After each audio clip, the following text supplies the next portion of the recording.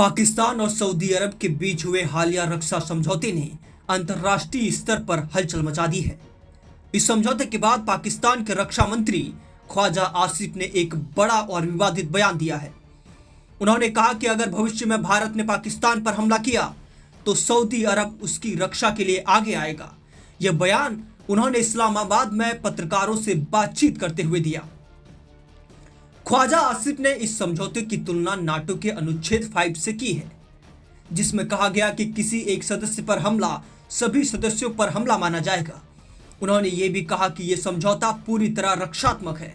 इसका उद्देश्य किसी पर हमला करना नहीं है, लेकिन अगर सऊदी अरब या पाकिस्तान में से किसी पर हमला होता है तो दोनों देश मिलकर एक दूसरे की रक्षा करेंगे। पत्रकारों द्वारा जब उनसे यह पूछा गया क्या भारत से युद्ध की स्थिति में सऊदी अरब की सेना पाकिस्तान के साथ लड़ेगी, तो उन्होंने बिना किसी हिचकिचाहट के कहा, हां बिल्कुल, इसमें कोई शक नहीं। उन्होंने कहा कि इस समझौते के तहत पाकिस्तान की सैन्य क्षमताएं, यहां तक कि उसका परमाणु कार्यक्रम भी सऊदी अरब के लिए उपलब्ध रहेगा। हालांकि पाकिस्तान की आधिकारिक नीति के अनुसार इसके परमाणु हथियार सिर्फ भारत के खिलाफ उपयोग के लिए रखे गए हैं। सऊदी अरब की तरफ से भी इस रक्षा समझौते को लेकर बयान आया है।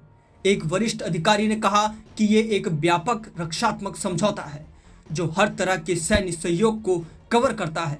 इसका मतलब है कि जरूरत पड़ने पर पाकिस्तान की परमाणु ताकत सऊदी अरब की सुरक्षा के लिए भी इस्तेमाल की जा सकती है।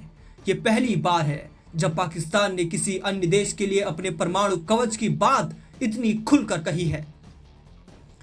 विशेषज्ञों का मानना है कि यह समझौता केवल भारत को ध्यान में रखकर नहीं किया गया, बल्कि सऊदी अरब ने इसे इजराइल के संभावित खतरे के मद्देनजर भी किया है। हालांकि ऐसे रक्षा समझौते आमतौर पर राजनीतिक संकेत होते हैं, लेकिन पाकिस्तान की तरफ से आए इस बयान ने इजराइल को भी सतर्क कर दिया। इजराइल पहले से ही खाड़ी देशों में किसी के पास परमाणु हथियार होने को लेकर बेहद सख्त रुख रखता है। ख्वाजा आसिफ के इस बयानों को देखकर ऐसा लगता है कि पाकिस्तान खुद को मुस्लिम देशों में एक मजबूत सैन्य ताकत के रूप में दिखाना चाहता है। पाकिस्तान को लगता है कि मुस्लिम वर्ल्ड में वही अकेला देश है जिसके पास परमाणु हथियार है और इस वजह से उसकी रणनीतिक अहमियत ज्यादा है। पाकिस्तानी रक्षा मंत्री के बयानों के जवाब में भारत ने संयम बरतते हुए कहा कि वो इस समझौते को लेकर सतर्क है।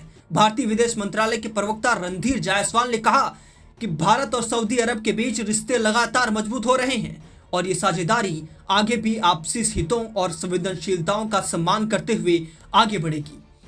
इस घटनाक्रम से ये साफ है कि दक्षिण एशिया और खाड़ी क्षेत्र में भू राजनीतिक समीकरण तेजी से बदल रहे हैं। पाकिस्तान और सऊदी अरब के इस तरह के रक्षा समझौते पर भारत और इजराइल जैसी ताकतें अपनी रणनीति में बदलाव कर सकती हैं। अब देखने वाली बात यह होगी कि यह समझौता जमीनी स्तर पर कितना असर दिखाता है या ये सिर्फ एक राजनीतिक संकेत बनकर रह जाता है।